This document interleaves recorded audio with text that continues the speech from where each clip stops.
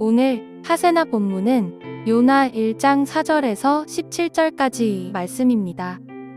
주님께서 바다 위로 큰 바람을 보내시니 바다에 태풍이 일어나서 배가 거의 부서지게 되었다.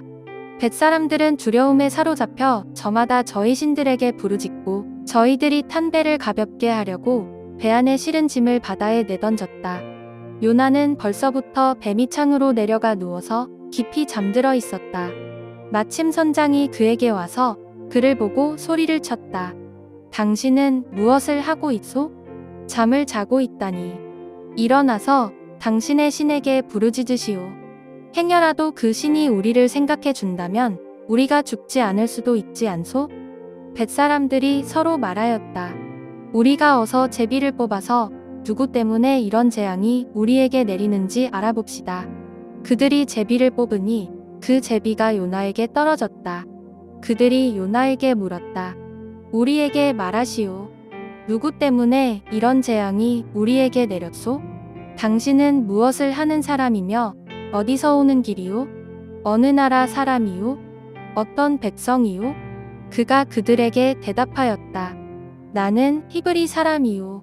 하늘에 계신 주 하나님, 바다와 육지를 지으신 그분을 섬기는 사람이오.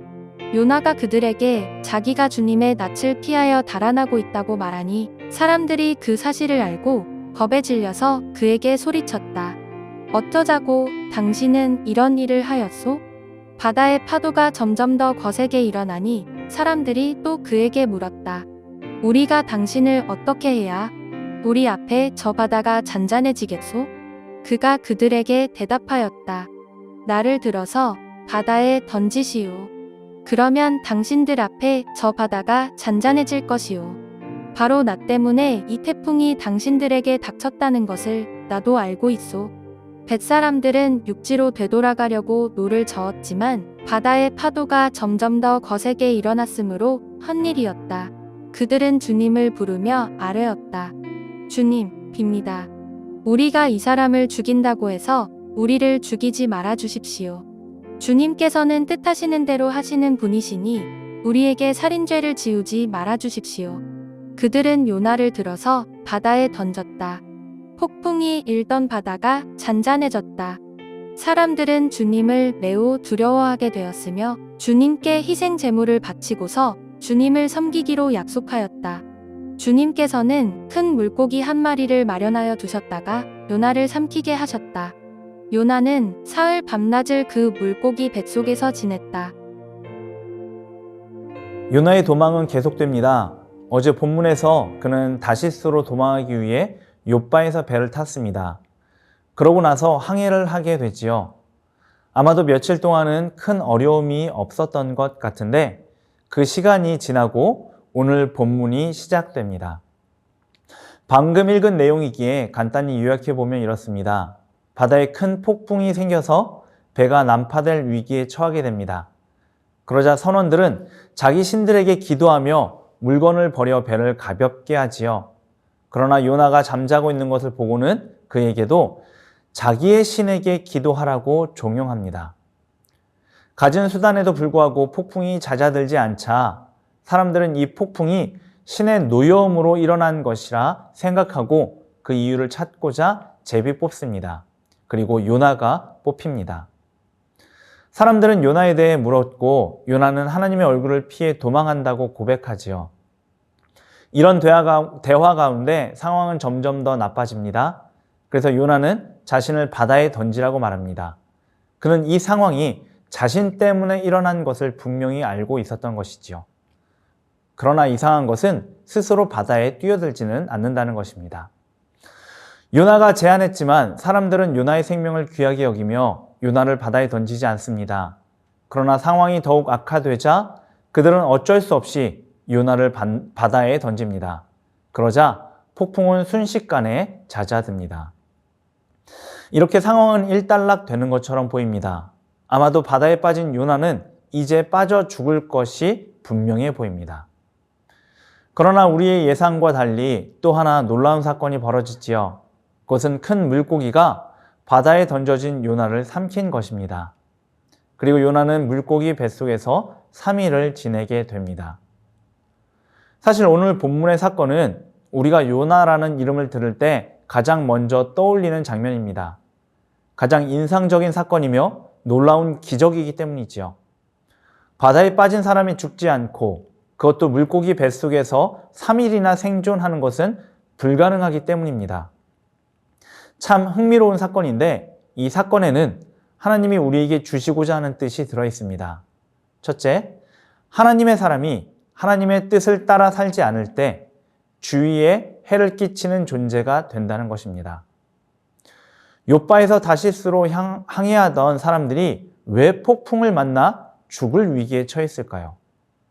왜 그들은 살기 위해서 자신들의 거의 모든 물건들을 바다에 던져야만 했을까요? 그 이유는 불순종하는 예언자가 그들과 함께 있었기 때문입니다. 만약 요나가 하나님의 말씀에 순종했다면 그들은 이런 어려움을 겪지 않았을 것입니다. 그러나 요나는 불순종했고 자신의 불순종으로 주위 사람들을 고난에 빠지게 했습니다. 자, 그렇다면 우리는 어떨까요? 우리도 똑같습니다. 그리스도인인 우리가 그리스도인답게 살지 못하면 예수님의 이름에 먹칠할 뿐 아니라 함께 살아가는 사람들을 고난에 빠지게 할 수 있습니다.